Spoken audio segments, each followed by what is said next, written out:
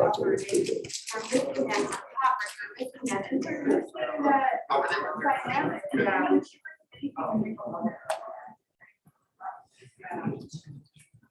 did that. Let's move back to the orders. We're missing it. Right. So we'll just pull it through.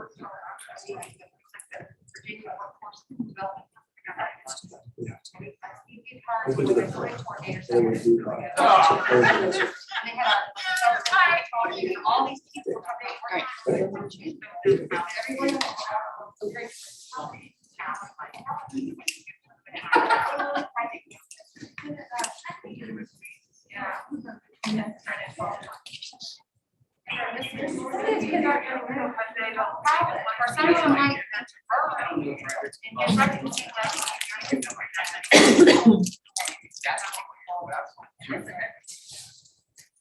Did the audio work?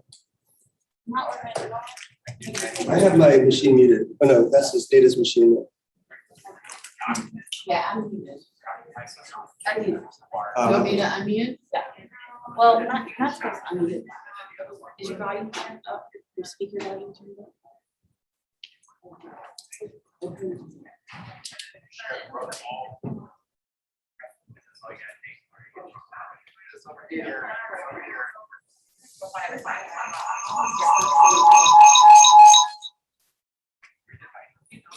This one is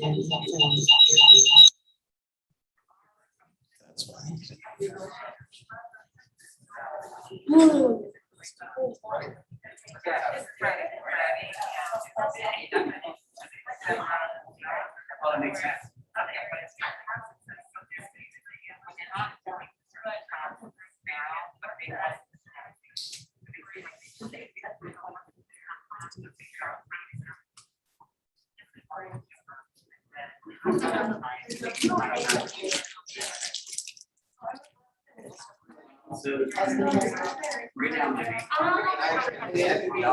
I was double checking for a one-line coach.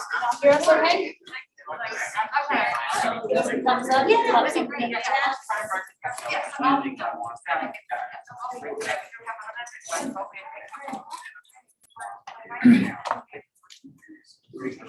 Ma'am, if they unmute, will we be able to connect by voice with them?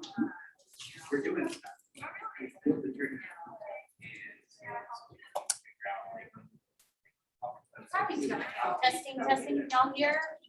You know, pop something in the chat, can hear us? Hello?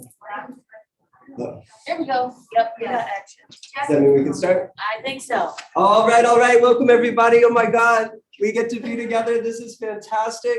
I take what was shared at the keynote speech very seriously. We are technology leaders, but I do want to get a quick read of the room. Raise your hand if you're IT, RT, or a technology coach. Raise your hand if you're a teacher. Raise your hand if you're a division administrator. Okay, awesome. Librarian. Yes, oh my God, you definitely should have gone first. Librarians are the first technology integrators in the school. I want to welcome you. I do see us all as leaders during a mission critical time, but let's start with I want to see how well we can count together. If you're at home, please unmute your microphone. We're going to count together. Everybody's going to say a number sequentially. You're not allowed to go 2 times in a row. And we're going to see how high we can count as a group. Are you guys ready? Are you guys ready? Yeah. Okay, and folks at home, don't say the same number at the same time or we have to start over. Nita, do you want to kick us off? Sure, 1, 2, 3, 4, 5, 6, 7, 8, 9, 10, 11. Oh. 13. okay, 1, 2, 3, 4, 5, 6, 7, 8, 9, 10, 11, 12, 13. 14, Keep going, people at home. We're at 14. This is massive. 13. 16. Oh, we got Oh, two I didn't 15s. hear Okay. you. Sorry. And I may have ruined it. I also want to take a second to reflect on the role of technology in our time together. I really want to make sure that we manage our notification ecosystem such that you can be with us in the way that best suits your learning. You may need to be on email, go for it. You may need to be on a text message thread, go for it. But let's make sure we happen to technology, and that technology doesn't just happen to us. We know the way these notifications can co-opt our learning and increase distractibility. So if you're on your machine, please take a second to reflect on your use of technology during this session, and let's really lift up this time together to do mission critical work. And we'll talk more about the importance and the urgency of this moment. Whoops.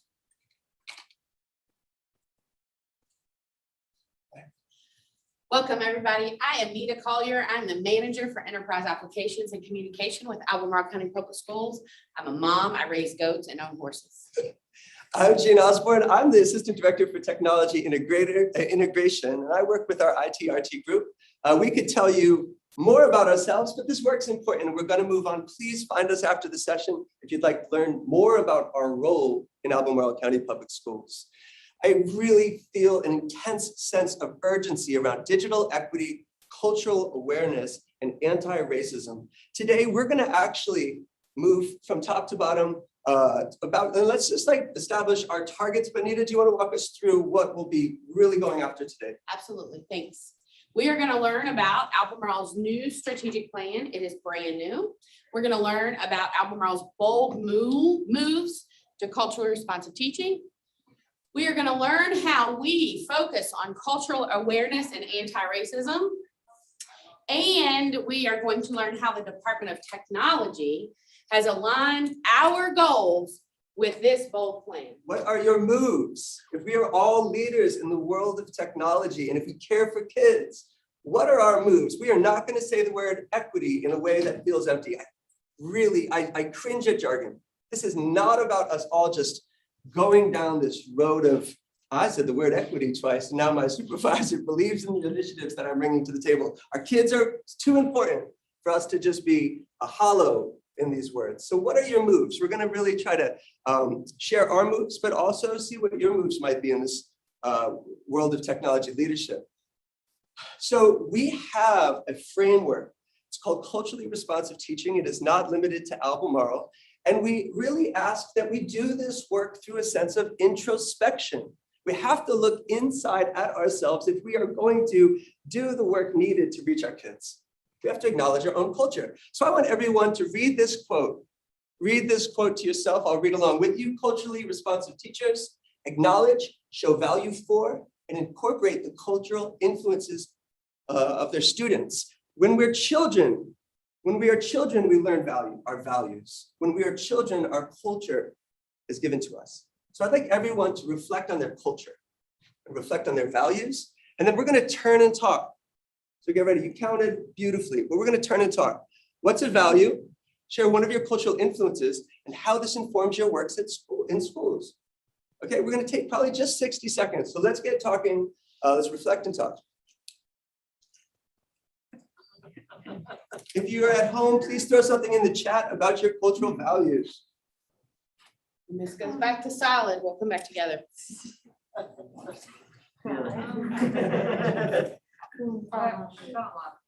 did a 2-year action research cohort. So the one thing that I always felt like I think my awareness was the idea that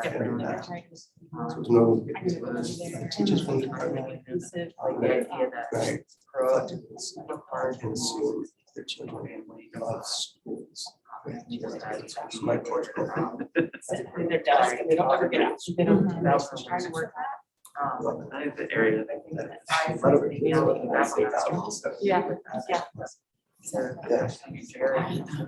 I grew up working with cars From Illinois, so other you were near her. other areas. Yeah. I used to try to be aware. that informs the work. Take another 10 seconds.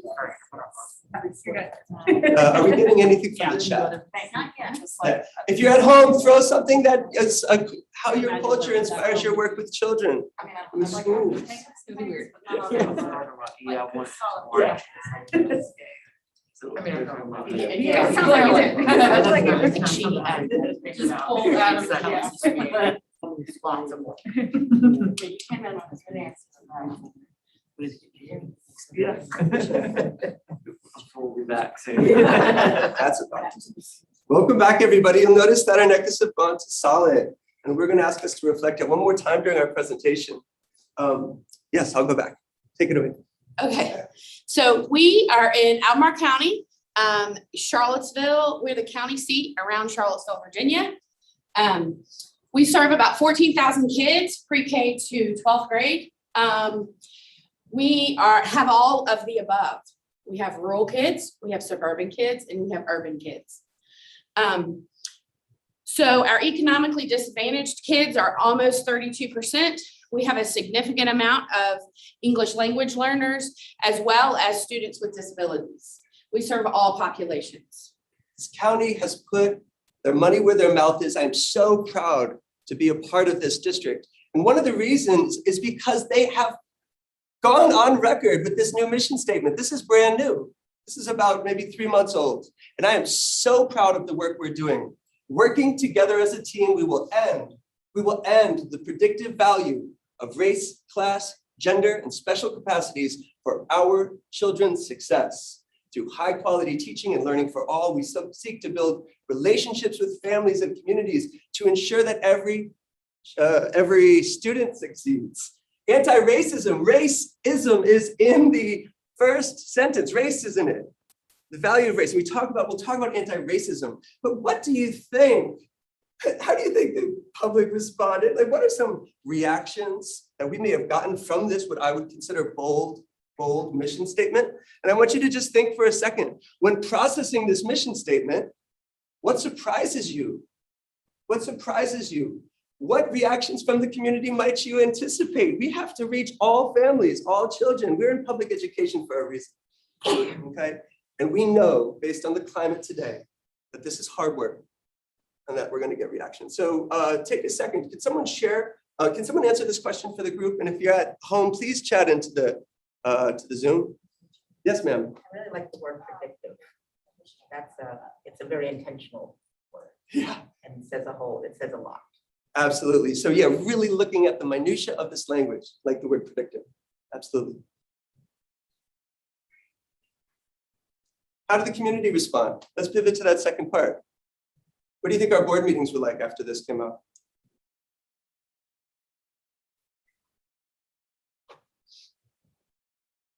I'm not sure. I feel like when you read that statement though, if you're an educator, you know the work that's going to go into that, but it seems like a statement that would be hard to disagree with. So I feel like if you don't know the details of what's going in, like that's where I feel like people get antsy is when they start thinking about the specifics of what goes into that. But the statement itself to me is like, I mean, how can you say that all kids don't deserve to learn? Like, are you calling me racist? Are you calling me racist? Yeah, so I wonder if some people were like, well, what's there to fix? What's there to fix? But when we look at systemic racism and real inequities in the way our children are performing, we know there's work to do. But I'm with you. You know, I think we're all here, we're kind of a self-selecting group, you know, and I'm with you, but I know that we are going to, we're going to be brave for our kids. Even though we might get some pushback. Somebody from online just says, I don't know that I've ever seen such a progressive mission statement. I think it's great. We're technology leaders, but we really wanted to bring this mission statement here. And again, to show our moves aligned with it. Let's say at the division level a little bit more. Every teacher from the day they sign their contract has 3 years to become certified in culturally responsive teaching. It is required per the contract for every teacher who enters Albemarle to receive a certification in CRT. This is required. and that's where you would get pushback. Yeah, there you go. The moves, the devil's in the details, right? Yeah. So that is, I'm so proud to be a part of a division that values culturally responsive teaching. But we are technology leaders. So we're going to pivot to the departmental look towards that. We worked for a year across the 2020-2021 school year to really shape the mindset of our leaders by all participating in a very robust professional development book study, and worked directly as well with Glenn Singleton. What was happening in 2020 and 2021 that could have stolen a little bit of our attention and bandwidth? Pandemic. So we would be in these leadership meetings and stop to pivot to this work around race. And as a technology leader, there were times where I'm saying, oh my God, I really want to talk about this, but I can barely breathe. Why aren't we talking about transportation right now? Why aren't we talking about our network? Right? All the inequities. Getting within devices it. to kids, That's right. like, you know, Oh, so this is another move that was made at the division level to align with this work around race. This is where it got very explicitly anti-racist. and this was the entire leadership team, all 130 people, all staff, all principals, all assistant principals, the director of building services, the director of transportation, Transportation. director of technology, everybody. Our director of transportation took this seriously. We have bus drivers going through these trainings, hosting courageous conversations around race, not CRT, but courageous conversations. So about 3 years ago, we got a new CTO in our Department of Technology. Had a little bit of administrative change. Collectively, as an entire department, 56 people work in this department. We'll talk about that makeup in a little bit. But we collectively designed this mission. Our mission says to empower all members of our learning community by providing exceptional technology solutions and support that results from collaborative decision-making and effective, timely communication. Now, how does that relate to technology? So last week, just this last week, we have, let me give you a little background. K2 has iPads, 1-to-1. 312 has laptops, Dell laptops, 1-to-1. We are 1-to-1, pre-K to 12. We had a student join one of our high schools from Afghanistan. Never been in a formal schooling situation in her life. Okay, 15-year-old, 16-year-old child, 9th grade, had never experienced school before. Teacher reaches out. She can't manage this laptop. We really need to get her something much more simpler. I'm advocating. So I get the email, those emails come to me. I get the email and I work with the other manager on our technical team. And we deployed her an iPad, a K2 iPad, because it was the right thing to do for that student. We went out of script and did what we needed to do. And that connects to providing exceptional technology solutions, no matter what. No matter what. So we have this mission statement at the division level, right? This one around ending the predictive value of race. And I want us to connect this mission statement to this new strategic plan within Albemarle. It starts to look like these small discrete moves. This is what the work looks like. Really, meeting the child where they are with the tool they need, that's equity. It's not about standardizing what's in front of every kid. It's about giving them the tool they need. And we need, as technology leaders, to make discrete moves that start to move us forward with regard to race, culture, and special capacities. So we developed a robust departmental improvement plan that's aligned exactly with the mission statement.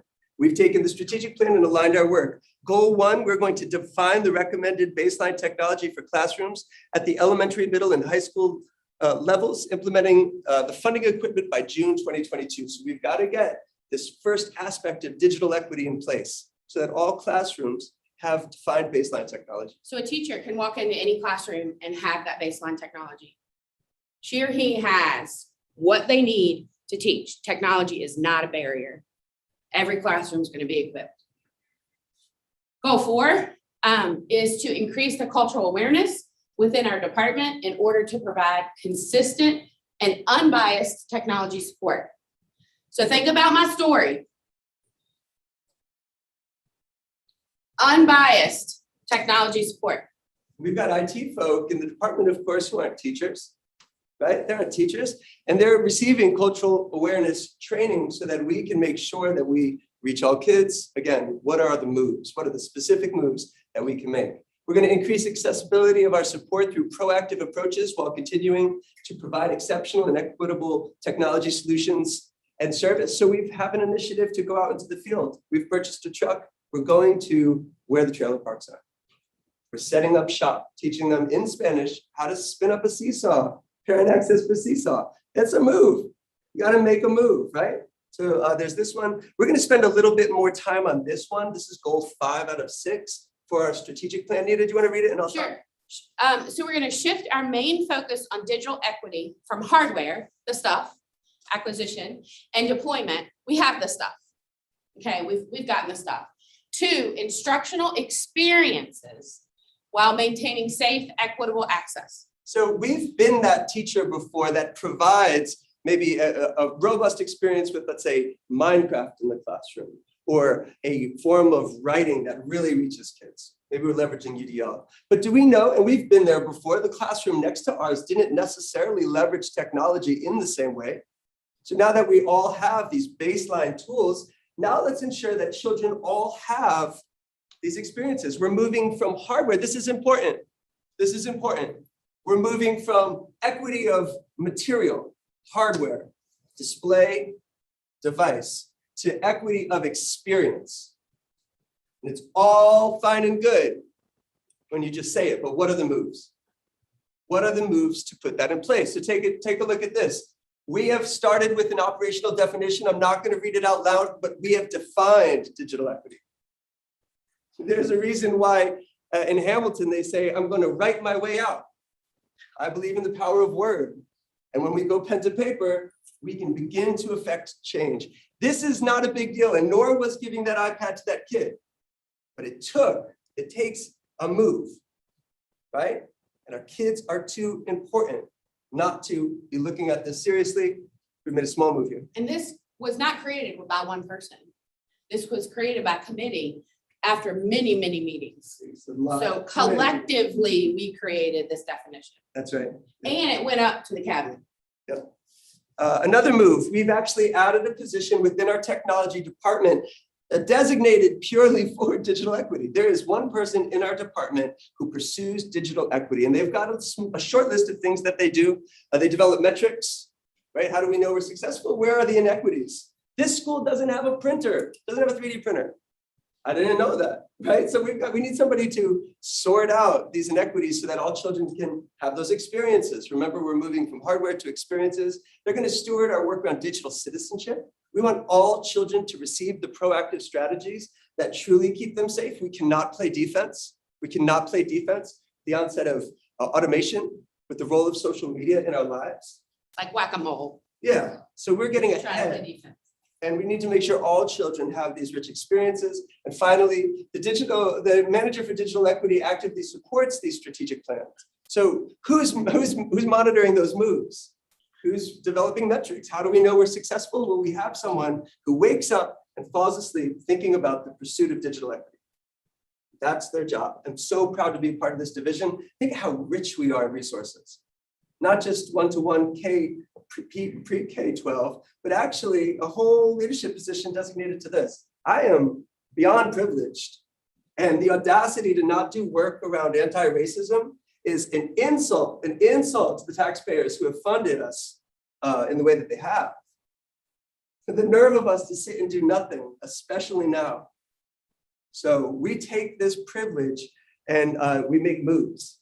We do things with it. How do we know we're successful? We've got a couple of ways in which we capture the actual work.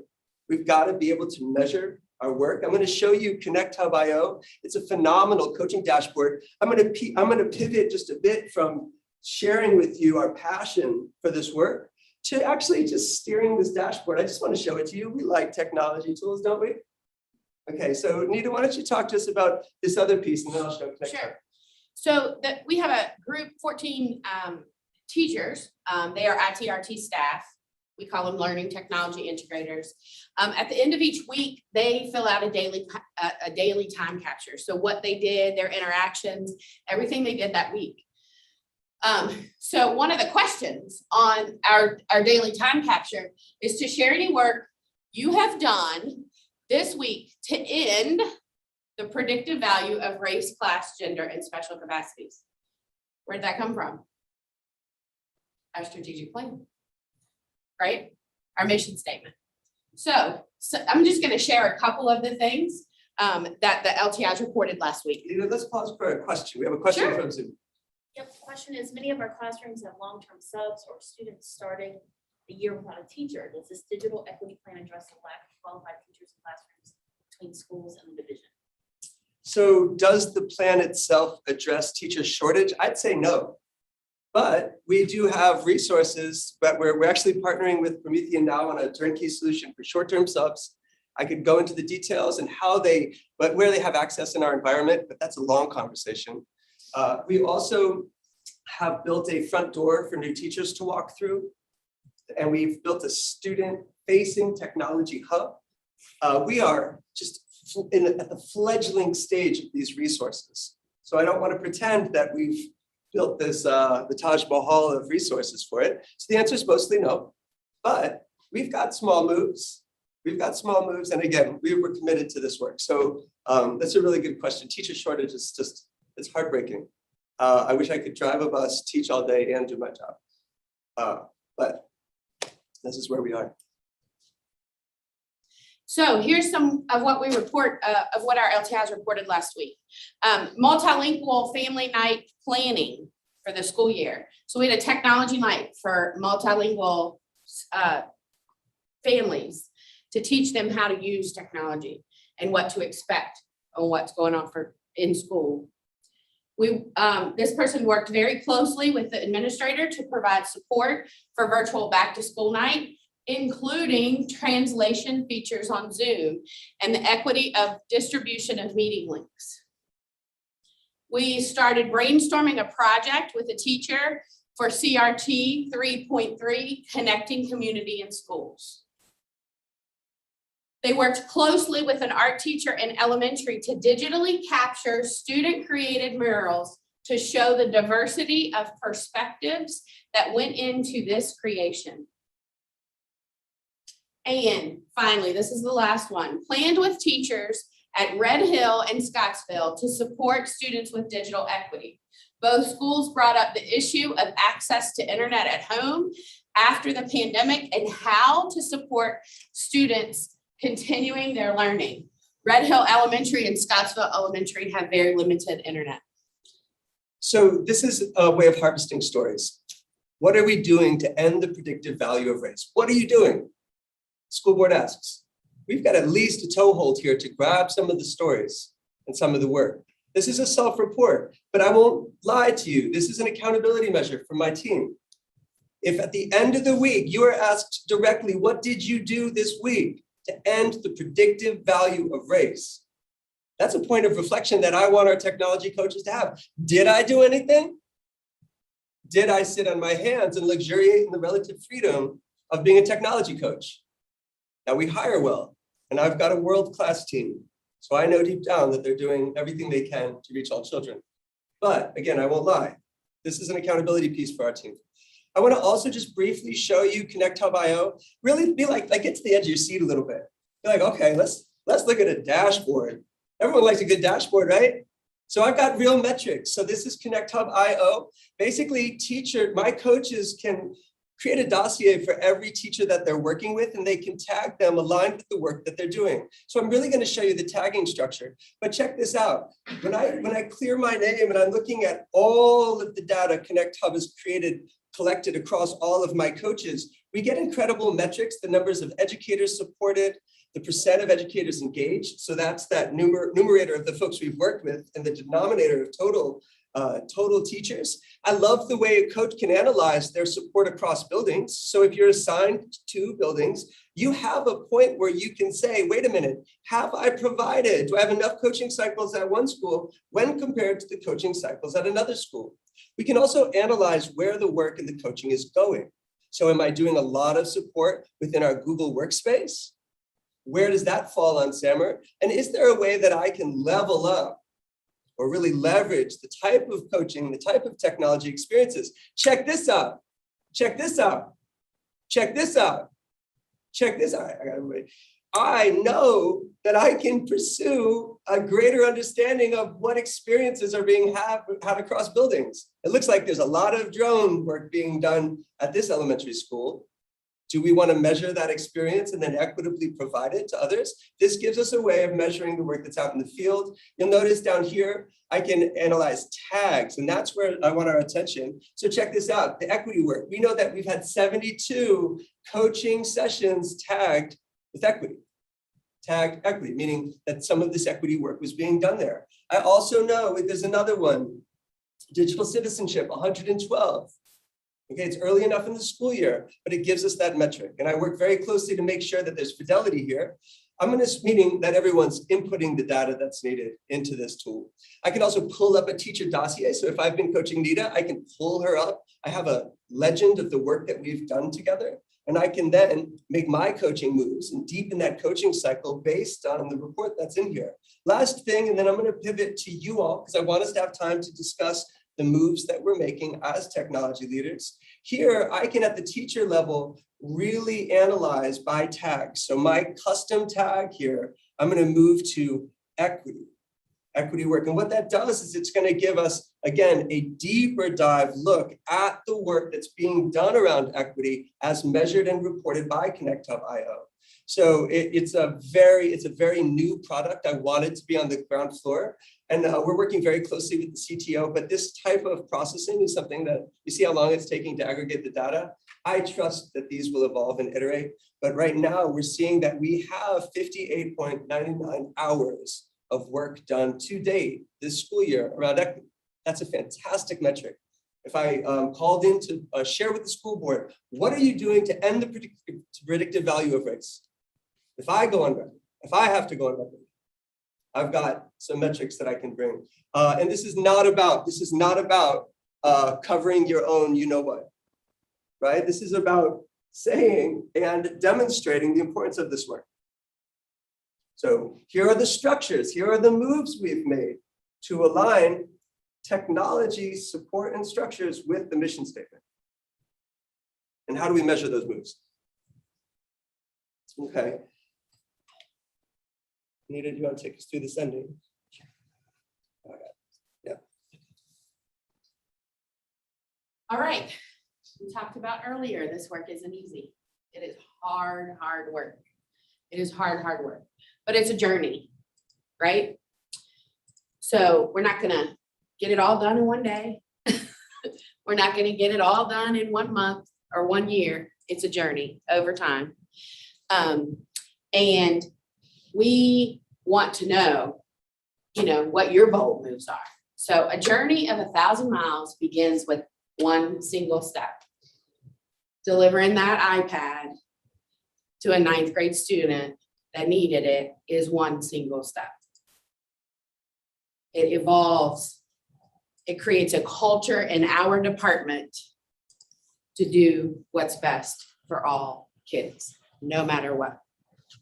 So if you're at That's home, your- yeah, go ahead. and I want to actually engage our folks at home. Please, let's answer this question. What's a single step that you've either made recently or that you will make, considering all that we've done in coming together today? So I'd love for us to hear from the chat, and then also I'd like to hear from you all. What's a move you can make? What's a move you're making? And let's share.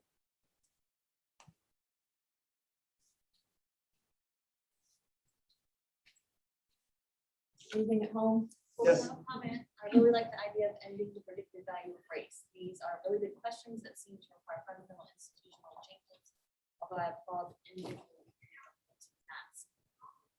Is there a pipeline to diversify the division workforce? And I don't know if she meant to typing. There we go. Is there a pipeline to diversify the division workforce and particularly the technology division? Yeah, I really am proud of the way we're recruiting. And I've heard this phrase said many times, our teachers need to look like our children. They need to look like our children and come from the cultures of our children. I've heard that sentence many times, so the answer is yes. Is it on our desk? Absolutely not. We're responsible for how we recruit within the department, but out of central office, there's an incredibly overt effort to make sure we've diversified our teaching teams.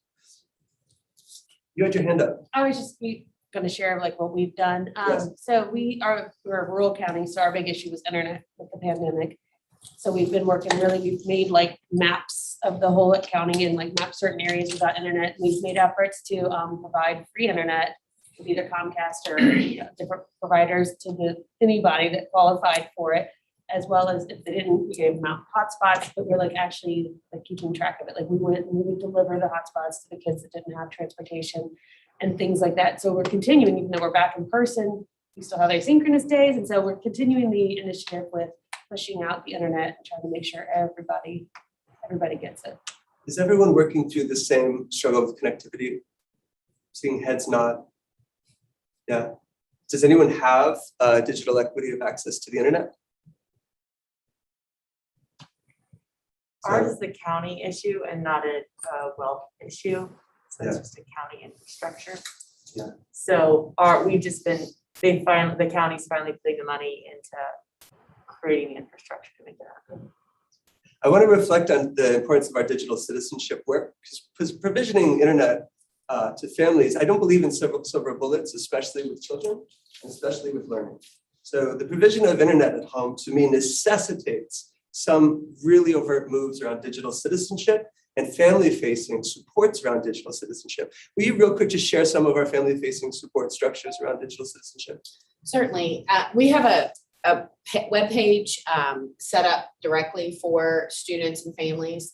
The other thing that we did this past year is we put together a team in our department, and every group was represented.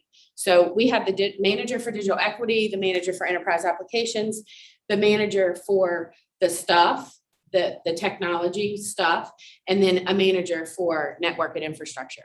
So we all came together, brought a teammate with us, and we completely redesigned our website.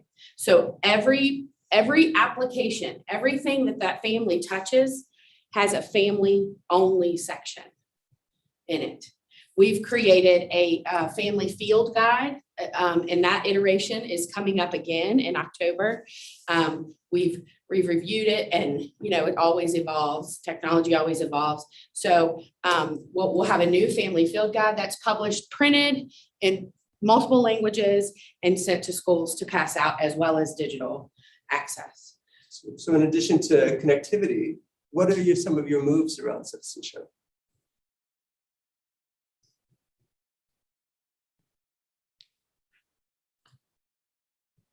Our county is currently in the process of re-reviewing all of the terms of service and going back through, and they've actually removed our access to several things that, like 5 years ago when legal reviewed things, they were acceptable and now they're not.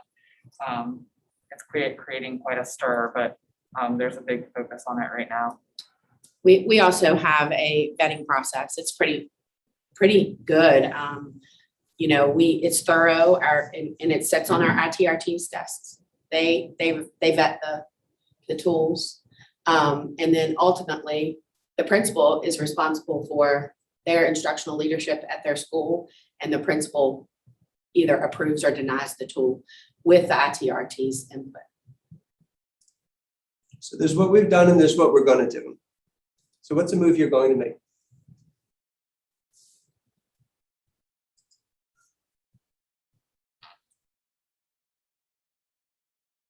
We've been very intentional in our hiring and having some relationships with colleges to bring in more minority teachers. And so as a coach, my goal this year is to make sure that we keep them, because it is a really hard year to be a first year or even second year teacher. And so making sure above all that we keep them. It's like a precious ember, like an ember, you just have to keep that. It's so precious. It's so important. I think it's a phenomenal move. Do you guys have a mentorship program? We do. We work with the Mr. program out of Longwood. I can't force you to be inspired. I'm not, I think this is, if anything, we're limited in our capacity to teach in these environments, these situations, these conferences, or to get, decent public speaking, right? Decent. Right? We're gonna go home this afternoon and we're gonna dig back into the work. I can't force you to be inspired, but that is why we're here. We have a responsibility to together do this work to end the predictive value of race and to pursue digital equity. So when I ask you what your move is, like what's your next move, we don't have to have an answer, but I feel like we should really not waste each other's time. I want this to be meaningful. And I ask that you find this sense of purpose in this work around digital equity. Mine yourself for whatever that toehold is to go to work tomorrow and to make anti-racism a part of your work. And not that it wasn't, but I believe we can always level up our engagement because our kids deserve our best efforts. Do you have yes? I just have found that right now, the work that I'm doing is not always around digital anything. Because we're lacking staff and teachers just need help in ways that it's not traditionally what my job role is. Yeah. So it's hard for me to answer what I'm gonna do around digital equity, because I feel like right now, like I'm going in and like co-teaching classes and it has nothing to do with technology. Yeah. But I used to teach English, and so now I'm co-teaching English classes Yeah. when I can, because I don't want my teachers to quit. So is that my role? I mean, not technically, but right now it's what's needed in the building. So Can self-care be an aspect of this work? Can not quitting be an aspect of this work? Not fighting your colleagues be an aspect of this work? You know what I mean? We're tired. We're tired. So I wonder if that's a gesture. Is that a move? Getting to bed at a reasonable time and making sure you're taking care of your body. Is that a move? I don't know. But I hear you and I see you. I know that our teachers are very, very tired right now. And it may really hit them sideways to be asked to do this work. This is why it's a bold statement. This is why it can cause people to say, I can't even keep my head above water. And now you're asking me to do what? Right.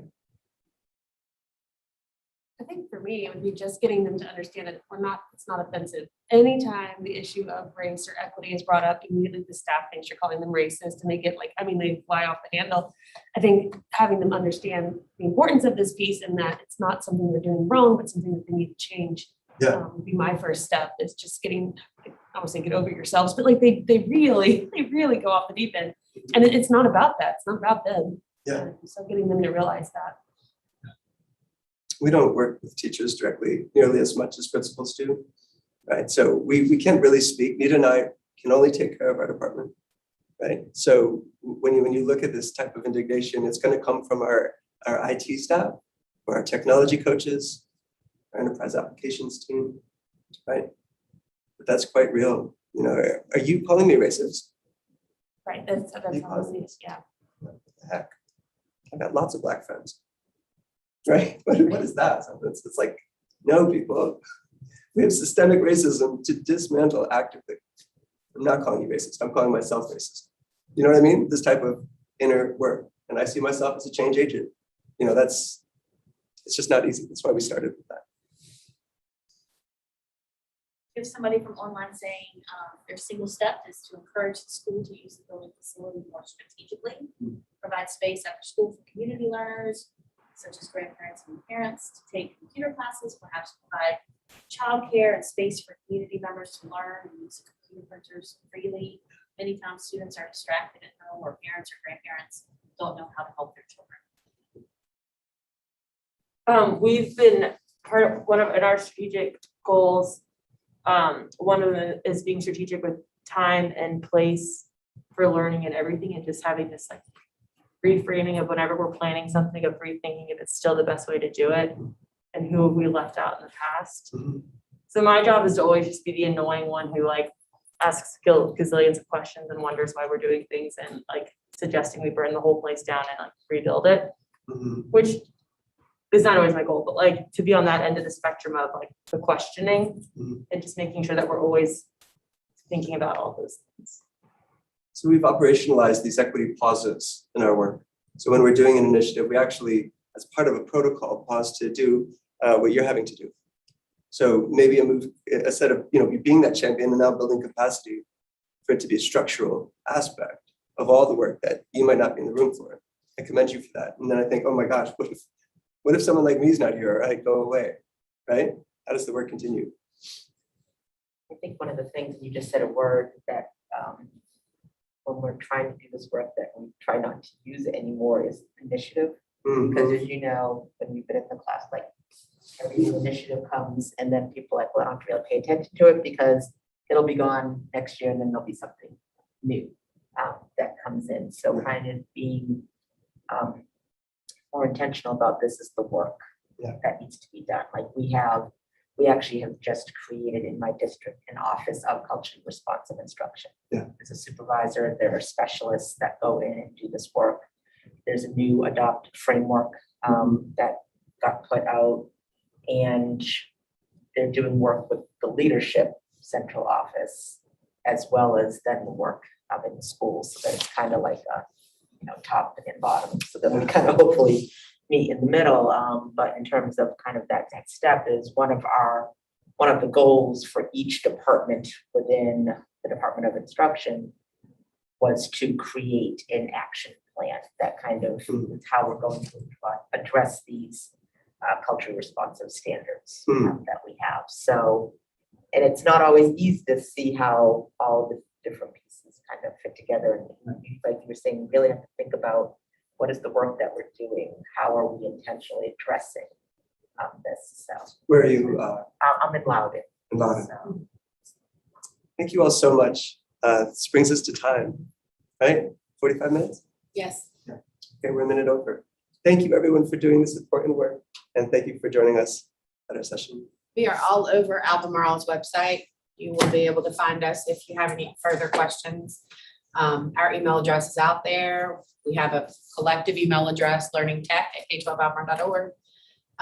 You're welcome to ping us if you have any questions or just want a shoulder partner. We're happy to help. Thank you. Thank you. Thank you. Good to see you. Good to see you. Where are you? I didn't usually